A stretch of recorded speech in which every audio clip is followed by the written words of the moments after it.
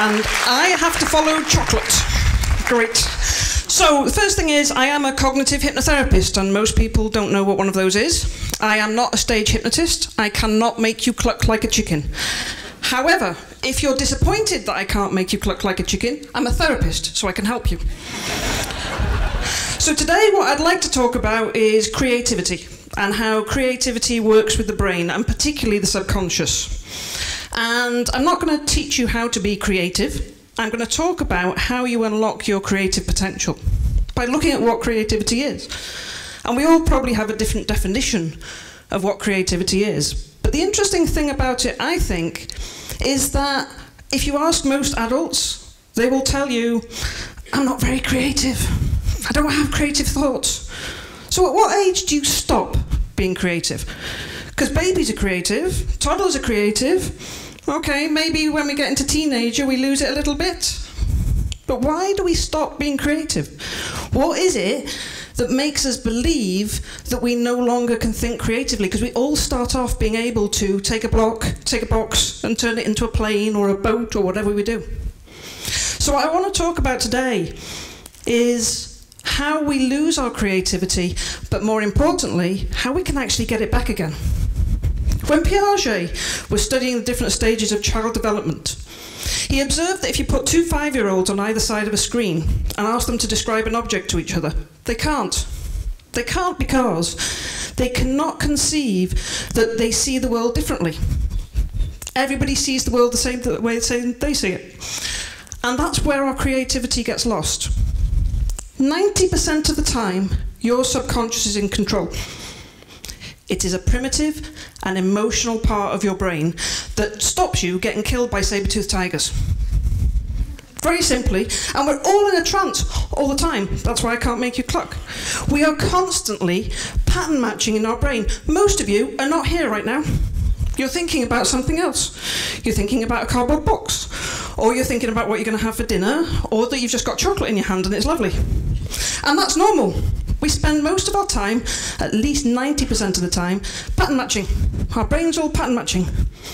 The problem is, every now and again, that pattern matching leads to what I call a bing point. Trademark that. And when a bing point's reached, a signal comes back from that pattern matching, which says, take evasive maneuvers, time to change. And what happens is, when we have a thought, we believe it. Did your mother ever say to you, if Jimmy told you to put your hand in the fire, would you do that too? Because we believe our thoughts. When our thoughts tell us to do something, we go, it's a thought. It's logical and it's reasonable. The problem is that 90% of the thoughts come from your subconscious. They're ninja thoughts. The ninja thoughts that say, watch out, that's going to kill you. So you think, oh, ninja thought, it must be true, it's a thought, it's logical, it's rational, I must act on it. And so we spend all this time acting on thoughts that are basically trying to stop us getting eaten by tigers. And so because we're doing that, we limit the way we think. Our natural, logical, creative thoughts are limited. And I don't know if any of you have ever read Seth Godin, but he's brilliant. And he wrote a book called Ignore Everything. And I'll let you read the quote. But basically, the thing that came after that quote was, it's really hard to do because it's really hard to listen to your gut feeling. Have you ever walked into a room and worried what people think about you? Do you think you're that important that when you walk into a room, everybody thinks about you? Same question. So here's the problem. The problem is that we have the creative thoughts. They're all in there, but they're all limited by the beliefs of what other people think about us. I can't have that thought. They're going to think I'm stupid. They're going to think I'm an idiot. So instead of actually letting the thought come out, we just limit them by our worries what everybody else thinks. And because our subconscious is in charge 90% of the time, and because it's primitive and thinks we're going to die, if it thinks something's going to hurt us, it interprets that as death, and it keeps us away from death. That's its job. So if somebody says something horrible to you, you think, oh my God, I'm going to die, and you stay away from it. If you sing your little song, and everybody laughs at you, you think, oh my God, I'm going to die. And really, it doesn't make sense to die. That's not good for survival. So you listen to those thoughts. because you don't recognise that they're ninja thoughts, they're not real logical thoughts. So the trick is, to release creativity is to learn to control your thoughts, to learn which thoughts are real and which thoughts are not real. So there are 3 different approaches that you can take for this. It's not saying sit and stay to your brain. So, first approach, deflection. Imagine yourself in a bubble, and in that bubble, you bounce everything that comes towards you off, because we all live in our own little weird, warped reality bubbles. And you can't read minds, no matter what you think. So if you realise that you can't read minds, and you don't pay any heed to what comes towards you, you release your thoughts.